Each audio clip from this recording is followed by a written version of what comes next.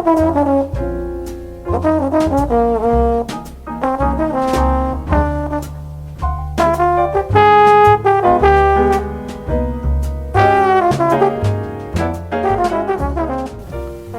to a new edition of the Neon Jazz Interview Series with New York City veteran jazz trombonist Steve Davis. We caught up with him on June 16, 2020 during the COVID-19 world of no live jazz to talk about his latest 2020 CD with his quintet, Live at Smalls, featuring master pianist Larry Willis, Michael DiRubbo, Gerald and Willie Jones III. His real claim to fame has been being a member of the Art Blakey and the Jazz Messengers and the Jackie McLean Crew. His nickname is Stevie-D, and it was given to him by Jackie. This musician from Massachusetts has recorded over 100 projects with the likes of Chick Corea, Freddie Hubbard, Horace Silver, Cedar Walton, Hank Jones, and they just keep on getting better. Enjoy this story. So, Steve, thanks for taking a minute out for Neon Jazz today. It's my pleasure to be with you today.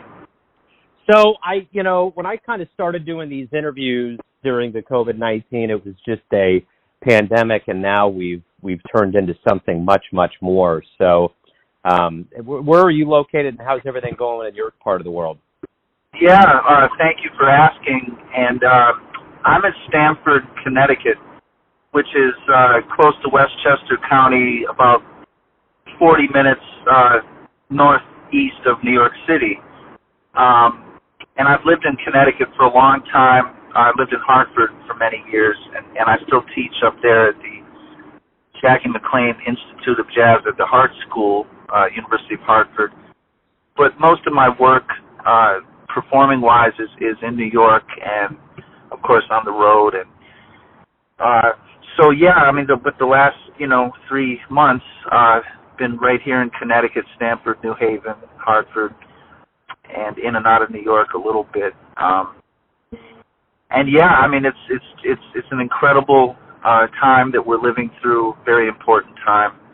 I just hope we, get it right while we have a chance to really get it right in this moment.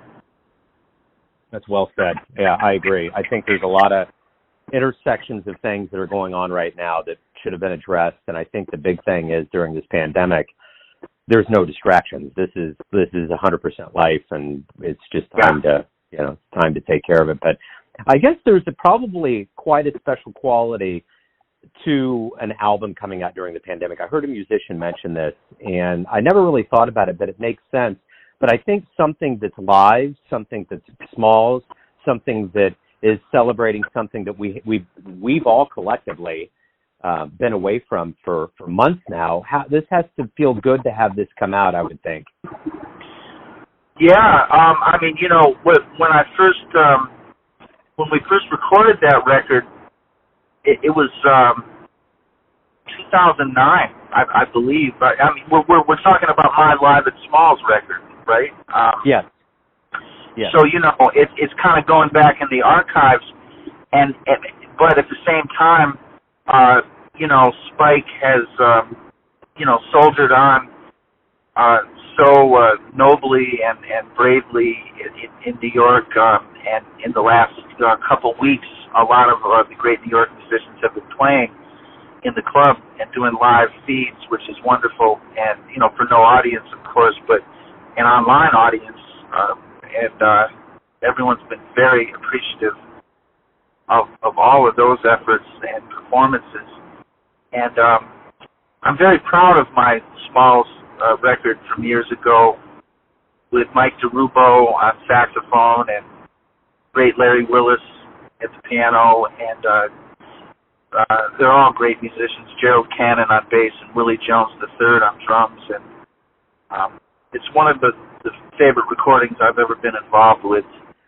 So let me ask you this, since we're kind of focused on this COVID world, I think, I've always really kind of made it a routine at some point to ask musicians how strong jazz is, just to kind of get their reaction. But I don't ever have to do that again now that I've talked to so many musicians during COVID-19. The amount of gigs and events that have been canceled for one musician is just mind-blowing. So with that said, talk to me a little bit about when you kind of started finding out in early to mid-March this was happening, and kind of your personal story of how you kind of came to this point where we don't have live jazz.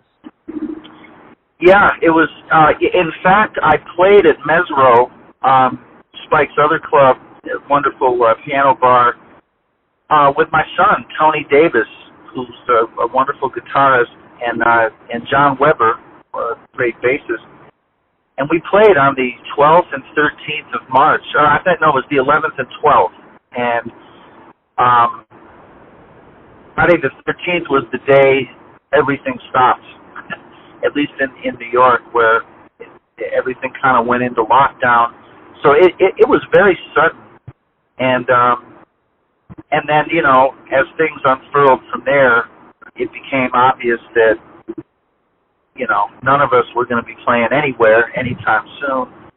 And, I was supposed to tour with Chick Corea in the Spanish Heart Band in July and August, and, of course, all that's canceled. And I had some gigs with my own Correlations band, which that's my most recent CD on the Smoke Sessions label. And we have some concerts lined up in this summer and fall as well, and it's looking like those are not going to happen either. So, and many other engagements, and you know, all of us are going through this. The main thing is for us to stay safe. And you know, honestly, at 53 years old, it's been as difficult as it has been. It's also been a good time for reflection and to just sort of pause, whether you like it or not, and absorb, for me, the last 30, 35 years of my life, you know, having a performing and teaching career, and just kind of absorb that and appreciate that, and try to get by at the same time with my wife, Abena Coombson-Davis. She's a great singer and also educator and social activist. And so, you know, we've been adapting, as everyone has, to doing things from home, getting engaged with online venues and situations. And you know, some days you feel up for it, other days not as much, but we're all getting through it the best we can. And we will persevere this.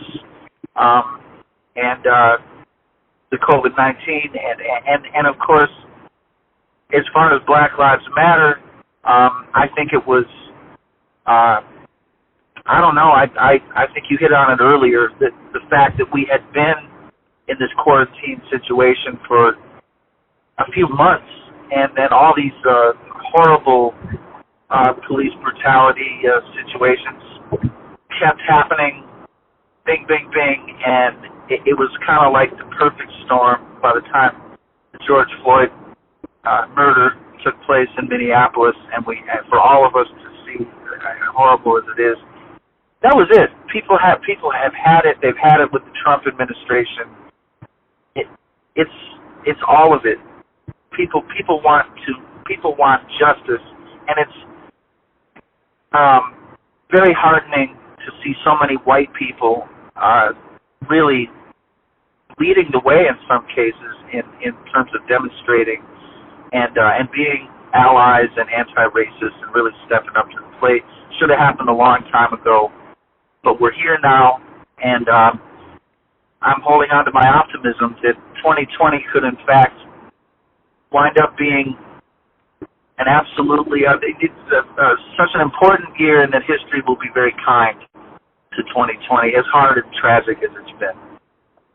I think that's the thing to look at, is that there's always going to be silver linings in this, and I think that's the most optimistic way of looking at this, because, you know, we have to. I mean, I think there's a lot of people that are thinking, oh, it's a wasted year and this, that, and the other, but at the end of the day, nothing comes without a fight or struggle. I mean, you very well know that, being a professional musician, and what you've seen in your life, that you have to fight to get what you want, and this is only probably emblematic and a metaphor that that's what we're doing as humanity. Absolutely. And, I mean, to have a global pandemic, I mean, that's scary and terrible, and it's tragic, the amount of loss of life. But, you know, we've had another virus, called racism, going on all over the world as well, over centuries. And like you hit on at the beginning of the interview, I mean, it's time. And you said there are no distractions. Absolutely. And so it's kind of ironic that it took all this to have these absolutely urgent and important conversations to restructure law enforcement, and really for white America to really take a hard look at ourselves again. And I'm not saying no one's ever done that along the way, but it's really on us. You know, it's not black and brown folks' turn to go through anything more. It's our turn, and to really do something about it. Of course, in support of black and brown people, and in sync with the movement, with the Black Lives Matter movement and the Civil Rights movement, and it's an incredible year in history, 2020, and you know, and in fact, Joe, my son Tony Davis, who I had my last gig with in March, he's got his first record coming out on Positone, and he's 25 years old, and he recorded it last year. I played on a couple tracks with him. You know, he's 25, so he called it Golden Year for his 25th year on the planet. And he called me a couple weeks ago, just mortified that, oh, Dad, you know, they already printed up the album and it's called Golden Year, and he felt not good about that in light of everything that's been going on. But I reassured him that actually 2020, I think, will go down as an absolute golden year in human history, and certainly in U.S. history, as hard as it's been. Yeah, and I think, you know, I think about 9/11. I still remember albums that came out around there. I remember one of my favorite films of all time that really just didn't do any good at all was Donnie Darko, and that came out, I think, a week or two after 9/11 and just tanked. Like, no one watched it. Yeah, and there were some other albums that came out. I think Dave Matthews released an album on 9/11, and there was just like, now we look back and it's like, you know, there's a special place for all of those things. And I think that's the way we're going to look at what's going on now. There's a lot of very seminal things that are coming out. There's a lot. I mean, the thing is, you got to move on. And as somebody that does radio, I still get CDs in the mail, and I'm delighted. I love it because life hasn't stopped. And I think that's the thing that's been problematic about this, is that life has stopped. And if we can continue to at least trickle or limp along until we get back to a better stride, then I think it's going to just bode well mentally for everybody. Yeah. But you're right that I think people are very much in need of something just positive, just you know, and to enjoy something pleasant, to have a laugh. We have to remember to get our giggles in and get our chuckles, because, you know, otherwise we're all just going to be, you know, sad round the clock, and that's just not what life is. I mean, right now the sun is out here, and I'm coming from meeting my two sons and a friend of ours, and we socially distantly played baseball outside, and we had a great time. And it was very important like that. Throw the ball around, take a few cuts, you know, and be in the sun, and just enjoy your life the best we can. But yeah, with that said, man, do I miss playing with my colleagues and being with a live rhythm section and a couple horn players and or a singer or a guitarist. Oh man, I can't wait for that again. Yeah. I can't wait. Well, let's go back to the beginnings of your life. You've had quite a road in jazz. Talk to me about your childhood and how jazz became your life. You know, I was lucky growing up. My dad, who was a newspaper journalist for many years, and he's now involved in healthcare consulting. But, you know, he's really a newspaper man, and as we used to say, that's a dated term, obviously, but and my grandparents, and, you know, I was from a kind of journalistic household and family who also loved music, and my father was an avid record collector, a lot of blues, a lot of jazz, rock and roll. So, I kind of grew up hearing the music, and he had a lot of Blue Note records, Horace Silver, Art Blakey, etc. And when I was ready, I think I heard Lee Morgan's The Sidewinder, and I was about 14 years old, and just kind of said, "What is that?" I want to know more about that kind of music right there. And then both my grandparents, my grandfather, my grandsir, I called him, on my dad's side, he was a big Duke Ellington fan and played a little trumpet as a hobby, and he could belt out Sweet Georgia Brown and When the Saints Go Marching In and stuff like that. And then my Nana, on my mother's side, my grandmother, she was an incredible stride piano player in Connecticut, actually, Southbury, Connecticut, and didn't read a note of music. None of them did. It was all just natural ability and love of the music. And my Nana played everything by ear, and I learned a great deal as a kid on visits, being around her and hearing her play. So it was kind of in the DNA in my family. And then I came to, I grew up in Binghamton, New York, and I had a lot of very talented friends, some great musicians that I grew up with, and eventually came to Hartford, Connecticut to study with the late, great Jackie McLean, and that just changed my life completely. And he opened a lot of doors for me when I was finished with college, and recommended me to Art Blakey when I was 22 years old, and I joined the Jazz Messengers in 1990 and had a wonderful, incredible opportunity to do that. And before Art passed away, and everything just kind of went on from there. So it's been an incredible, wonderful 30 years of music. What did you learn from that time from Jackie? What was it that you got? How important the history of the music is, and how much of a reflection culturally it is. Jazz music is something America can truly be proud of, and that it's such a dynamic and important aspect of the black community and African American history. And yeah, I just learned a great deal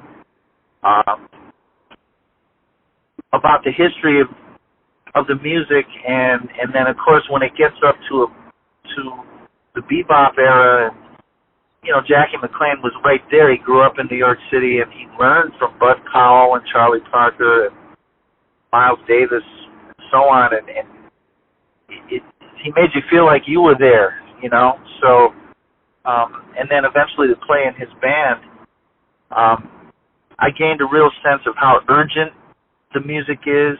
Jackie always played with such conviction and fire. Everything he did, his approach was so hip. One time he told me, in all seriousness, we were at the Village Vanguard, back in the kitchen before the set, and we were talking, just him and me, and he said something about, what my biggest fear is, and he was fingering the saxophone and thinking about what we were going to play that night. And I said, "What, J Mac?" He said, "Man, my biggest fear is to play something corny." And I laughed, and I said, "Corny?" I said, "Oh, come on, man, J Mac, you're the hippest, man. That's impossible." He looked at me and said, "No, man, no, son. I mean, I'm so terrified to play something corny. I don't even eat corn on the day of a gig." That's awesome. Yeah, he was the real character, man. Yeah. Well, yeah, that's the thing. Being around cats like that just has to be a total, like going from Earth to another planetary system. Talk to me about what you like the best about being a musician. Oh, just the way you're able to interact with people, and and being and improvising, so for lack of a better term, a so-called jazz musician or an improvising musician, a creative musician, it requires of you and also affords you a certain sensibility to really live in the moment and appreciate people. And that's on and off the bandstand, and I've noticed this over the years as I go along, and really appreciated all my fellow jazz musicians and just the way they are in daily life and just the way they interact with folks. And there's a certain kind of flow through society that we're able to just kind of live by, and you just appreciate people and creativity and humor, and just the beauty of life, and the deep dark stuff too. Sure, that's all part of it, but and the difficult things. But I mean, mostly it's just fun. It's just been so fun to be a musician and be around a lot of musicians. And so-called jazz musicians are so smart. They're so intelligent and thoughtful and talented, and many of us have a lot of interests, a broad range of interests. It's not just music all the time. Being an educator at the Hart School for many years and many other places, something I discuss. For instance, if they have me do a clinic with all trombone players and a room full of trombones sitting at desks, and this dawned on me years ago, 9 a.m., and there's 24 or 12 or whatever trombonists sitting at desks with their horns out, just taking a look at you like they're, there he is, and they want to take a bite out of your arm or something, or your leg, and they don't mean it. It's just they're eager, and there's no rhythm section. It just doesn't feel too swinging, It's kind of like a bunch of trombones, and so hopefully there's at least a piano in the room.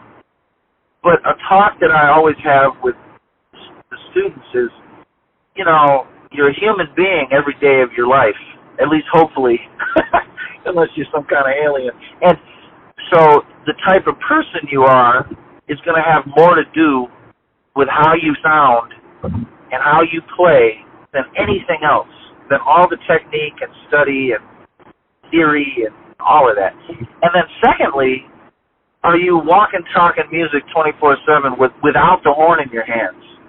Can you sing it? Can you pat it out, with your clap it, pat your feet? Can you get the point across? Can you play another instrument, play some chords on the piano, whatever? Just get the point across.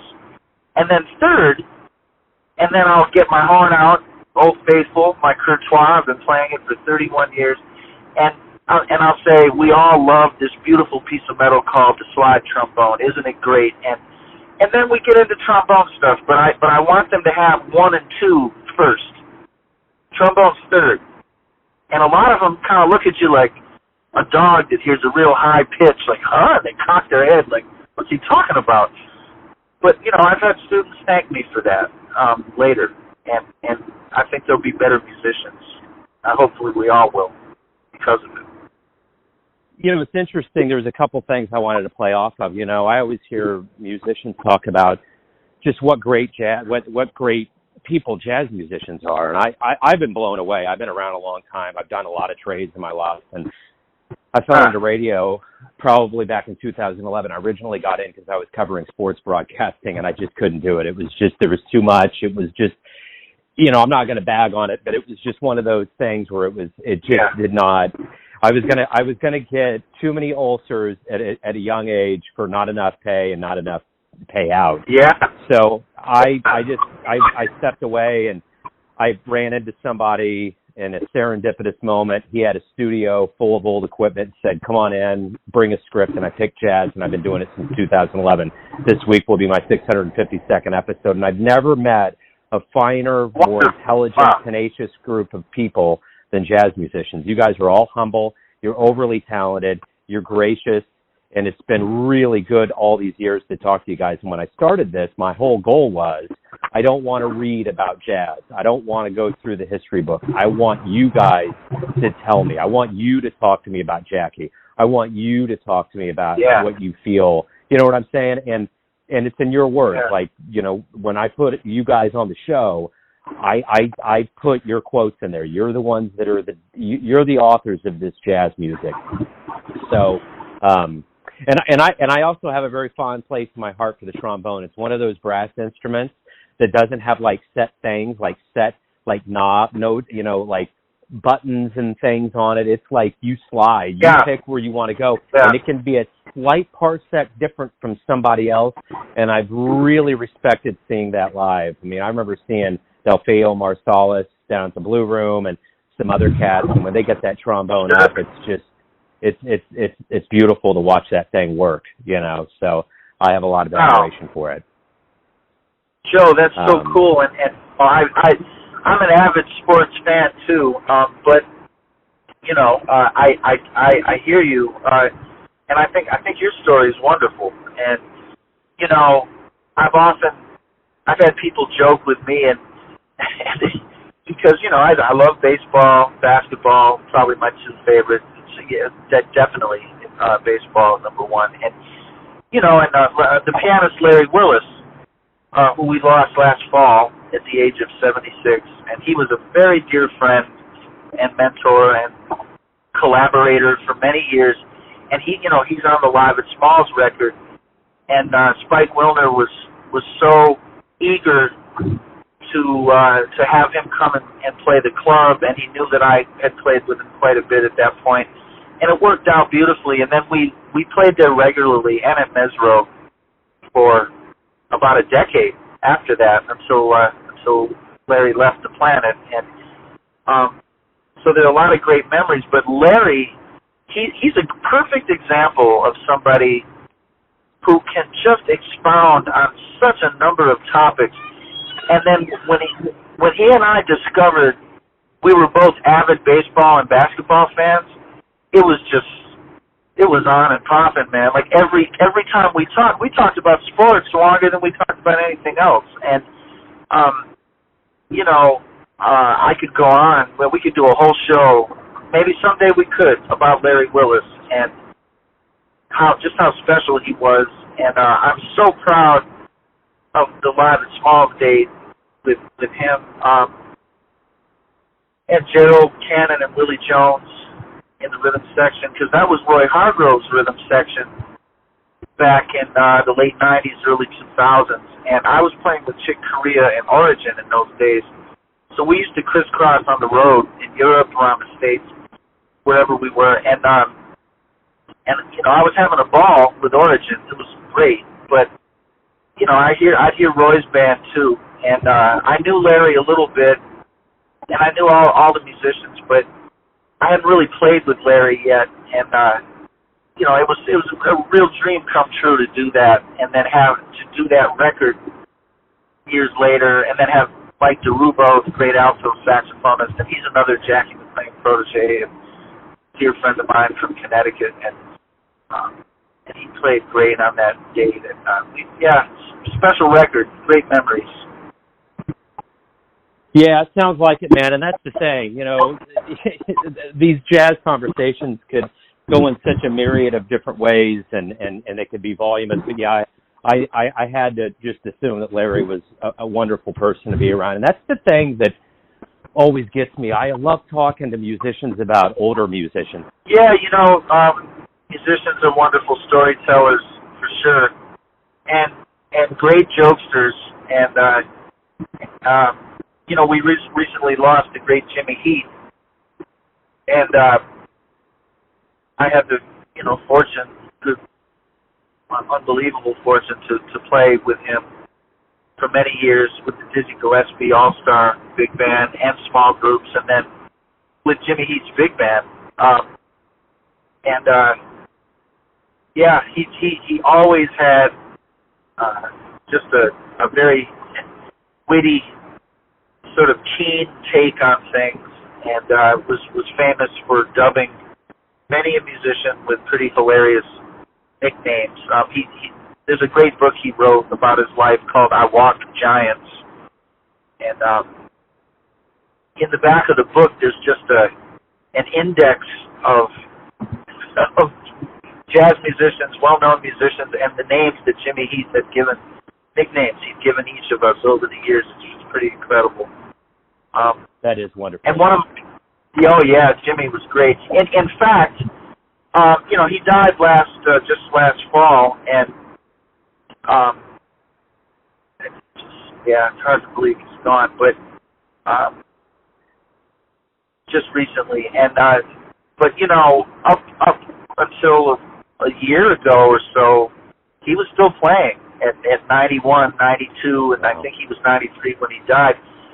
So I think he was 90 maybe in 2016. When I'll never forget this, we were doing one of our many runs at the Blue Note. It was October of 2016, and it had become apparent that Trump was going to be the Republican nominee. And so at that point, Maestro, he didn't really give a flip, and he's just going to tell the audience whatever was on his mind. And he said, he said something about his age, and he referred to something in 1948, I think the first time he went to Europe with Miles Davis. And people oohed and ahed, and he said, oh, yeah. He said, I'm backer than that. And he said, I go backer than that. And then he said, I've seen 14 presidents. And in fact, I figured it out. He'd lived through 16 presidents. And he said, and as far as I'm concerned, he said, as far as I'm concerned about Trump the chump and his alleged candidacy for the presidency, that ain't nothing but a great big rehearsal for reversal. And wow, that's so great. And he was preaching, but he also had a wry grin on his face, and it wasn't too heavy for the crowd, but he was making it abundantly clear. And the reason he said this is because before the first song, he said, we're going to open with a piece called Togetherness. It's one of his great tunes, and it's actually the name of the record from the Blue Note, and with his big band. And he said, that's what I'm interested in. I've been interested in togetherness all my life. And his wife Mona was there, his wife of 50-some years, and she happens to be white, and he's black, of course. And so he said that they a long time ago and lived through all of this civil rights movement, in the 60s and so much. And so his perspective was just so incredibly deep and valuable. And so after Trump got elected, we played the club again like a year later, and he slyly referred to him as Resident Chump. Nice. That's what he is, man. That's what he is. For sure. What he is. And that's being kind. That's being kind. That's very kind. Yes, it is. We'll get through it. All we need is to actually have an election in November. Yeah. Let's hope that we do. And and I hope they don't try to pull any stunts, with the virus situation to somehow get out of having elections for the first time in, I don't know, ever in U.S. history, maybe, presidential elections. Yeah. So nothing would surprise me, but I don't think so. I think we're going to vote, and the people will speak, and the people are speaking from the streets right now. And let's keep getting it right and get through this. And I look forward to meeting you in person, brother, so we can sit and talk. Oh, I'd love to. Thanks for listening and tuning in to another Neon Jazz interview, where we give you a bit of insight into the finest cats in Massachusetts, New Orleans, Kansas City, and spots all over the world, giving fans all that jazz. And thanks to Steve for his time, music, and story. If you want to hear more interviews, go to Famous Interviews with Joe Domino in the iTunes Store. Visit neonjazz at youtube.com, and for everything Neon Jazz all the time, go to the neonjazz.blogspot.com. Until next time, enjoy the jazz, my friends.